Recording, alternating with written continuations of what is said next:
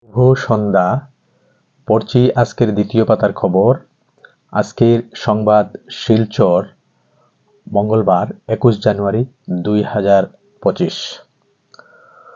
হাইলাকান্দিতে গুণোৎসবের প্রথম দিনে 458টি স্কুলের বাহ্যিক মূল্যায়ন সম্পন্ন।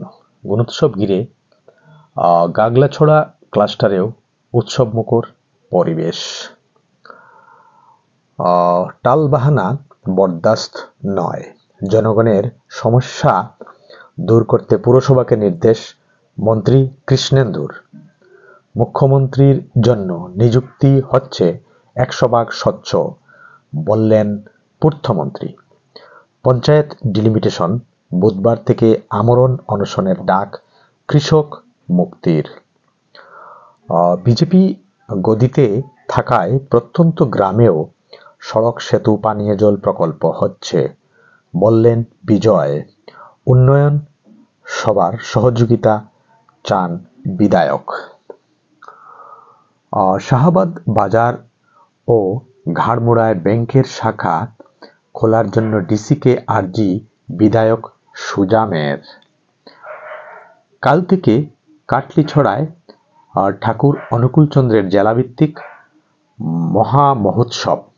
পাথারকান্দি আইসিডিএস কর্মী নিয়োগে কুৎসা রটানোর বিরুদ্ধে সরব অঙ্গনওয়াড়ি কর্মী সহায়িকা সংস্থা। জাতীয় যোগাসন বিচারকের পরীক্ষায় শ্রীভূমির 3 জন।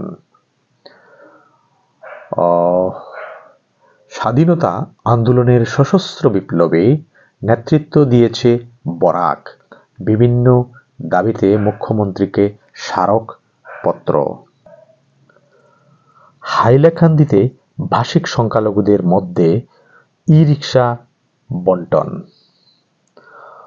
সুবিধা প্রাপকদের হাতে ই-রিকশার প্রতীকী চাবি তুলে দিচ্ছেন অসম ভাষিক সংখ্যালঘু উন্নয়ন পর্ষদের চেয়ারম্যান শিলাদিত্য দেব।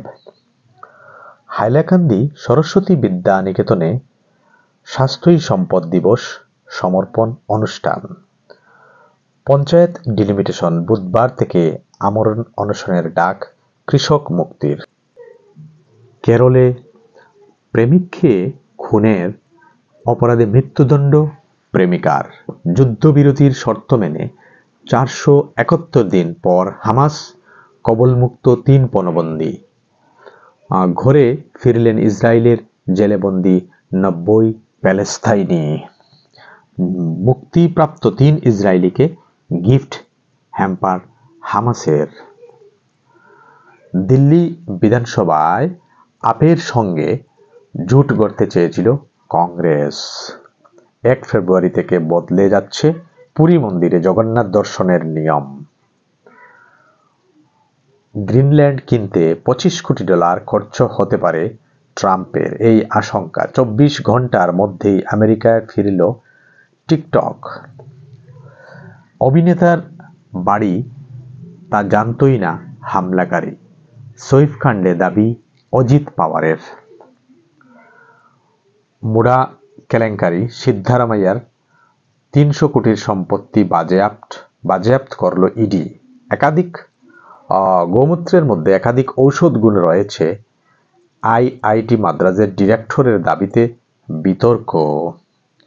বিষয়টি নিয়ে রাজনৈতিক বিতর্ক শুরু হয়েছে। তামিলনাড়ুতে ডিএমকে নেতা টিকেএস এলানগোড়ান আইআইটি ডিরেক্টরের মন্তব্যে তীব্র নিন্দা জানিয়ে বলেন, কেন্দ্রীয় সরকার দেশের শিক্ষা ব্যবস্থা ধ্বংস করতে চাইছে, তাই তারা এমন কুসংস্কারে বিশ্বাসী মানুষকে আইআইটি মাদ্রাজের মতো সংস্থার ডিরেক্টর পদে বহাল করেছে। শেষ হলো আজকের বিশেষ খবর। ধন্যবাদ।